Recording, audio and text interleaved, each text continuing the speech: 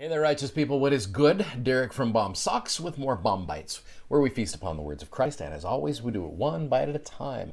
So, I want to give you a little context of what's going on in this, this whole sections 41 to 44. Specifically, I want to focus on what's going on in section 43. So, in order to get some good context here, I remind you, as always, go to Saints. Saints is a great resource. I hope you're utilizing it as you're studying the Doctrine and Covenants this year. It really gives you that context. You go to your Gospel Library app and you click on Restoration and Church History, and then you go to Doctrine and Covenants Study. And then you can go to historical resources, and what this will actually end up doing is, as you go in, you can see the various sections that are going on here. They go perfectly with the Come Follow Me resources, and you can get exactly what is going on in church history during this time period. Okay, so with regards to using Saints, you can go to chapter 10 of Saints, and this is kind of where we're at in church history.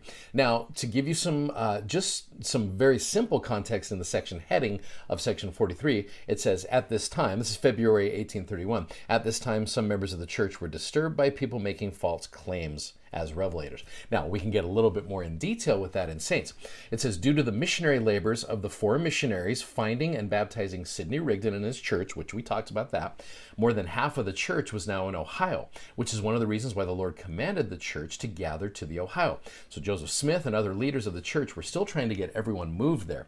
Joseph himself was not there yet, as he was taking care of the young church still in Fayette, New York, almost 300 miles away. So here's what it says. Back in Ohio, the church was struggling. So again, it's only been just a couple of months right here.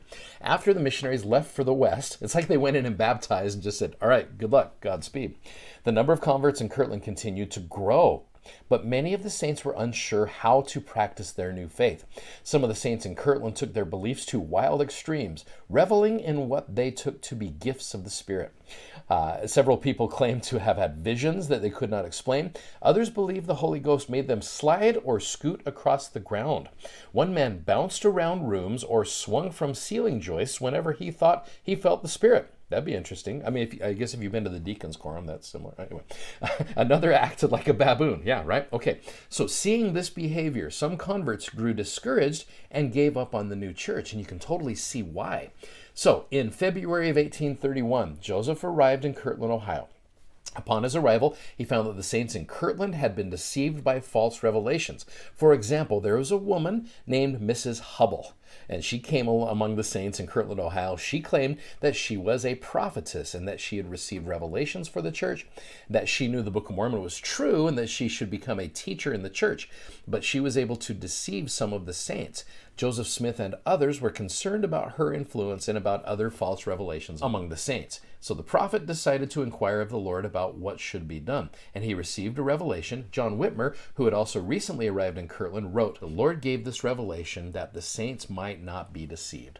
And so you kind of know the context of what's going on here. Now you go into section 43. Verses 1 through 6 should make a little bit more sense to you now. O hearken, ye elders of my church, and give ear to the words which I shall speak unto you. For behold, verily, verily, I say unto you, that ye have received a commandment for a law unto my church. We just read that yesterday. Through him whom I have appointed unto you to receive commandments and revelations from my hand, that is Joseph Smith. And this ye shall know assuredly, that there is none other appointed unto you to receive commandments and revelations until he be taken, if he abide in me. But verily, verily, I say unto you that none else shall be appointed unto this gift, except it be through him. For if it be taken from him, he shall not have power, except to appoint another in his stead. And this shall be the law unto you, that ye shall receive not the teachings of any that shall come before you as revelations or commandments, like this Mrs. Hubble situation. And this I give unto you, that ye may not be deceived, that ye may know that they are of me. So I love those verses. That lets you know right there that only the president of the church can receive revelations for the entire church. Now, there's a few questions you can talk about. I'm just going to put them up here and you can do what you like with them. Even though there may not be people today scooting on the ground, bouncing and swinging from ceiling joists, or acting like baboons, what happens when people act without prophetic direction?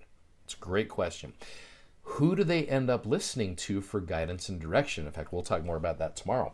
Why is it essential to know that we have a prophet on the earth and that he only receives revelation for the church? There's some great questions there that you can ask and talk about if you would like to.